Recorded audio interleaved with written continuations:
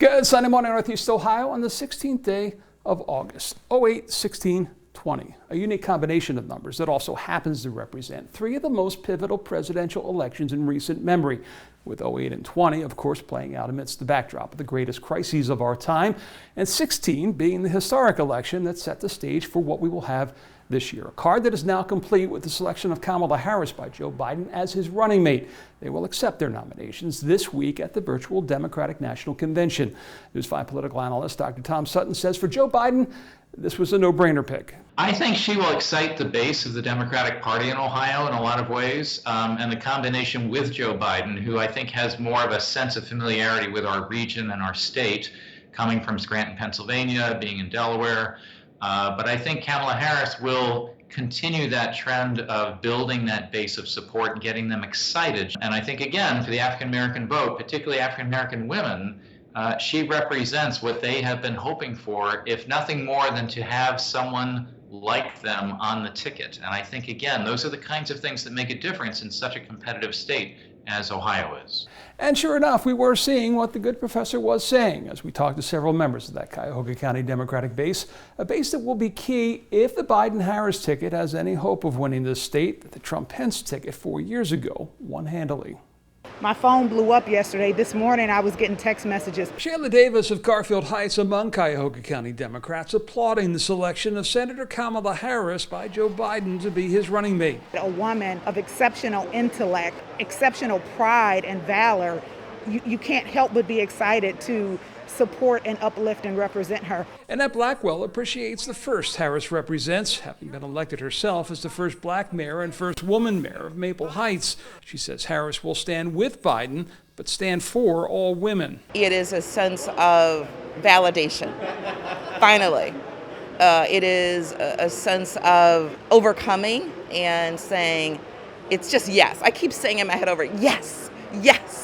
Earl Turner tells me his excitement is not just as a Democrat, but as a father. I have 3 daughters, and it's important for me as a father to see that, this opportunity, because I know if the opportunity is made available for her, there's going to be opportunities for my daughters. The key for the Biden camp will be sustaining that level of enthusiasm into the fall, something Hillary Clinton was unable to do in Ohio 4 years ago. But senior Trump campaign advisor Bob Paduchik, who ran the Ohio campaign for Trump in 2016, cautions Harris's positions that fire up Democrats will also fire up Republicans. It shows how far Joe Biden's willing to embrace the radical left wing of his party. It shows that he's willing to go as far left as he needs to go to keep his base.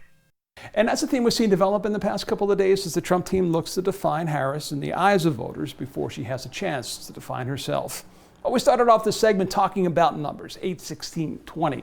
Let me throw another one at you, 50. We are 50 days away today from the start of early voting. Most of that's going to take place in Ohio by absentee ballot, by mail.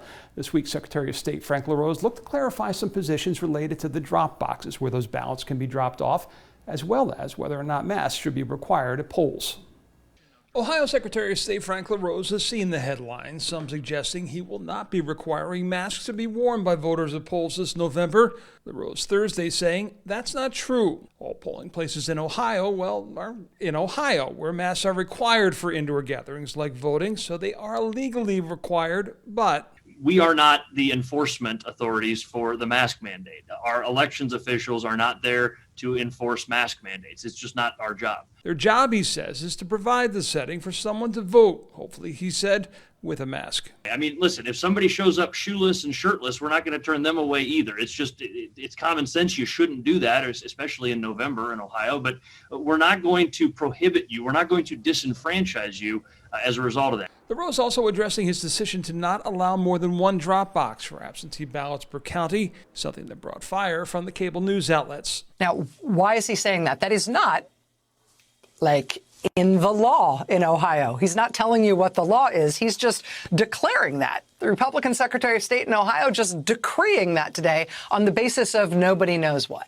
The what he says is the fact that he believes that would have to be the legislature's call, not the Secretary of State's. Would I like the state legislature to weigh in on the addition of more drop boxes for county boards of elections, I absolutely would. This is something that I think would be a great convenience going forward in the future, but this is not something that we should do again in the 53 days before early voting begins in Ohio.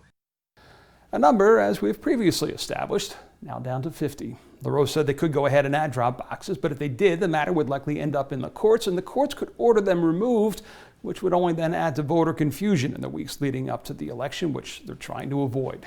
With Democracy 2020, I'm John Kosich. Enjoy your Sunday. Stay safe.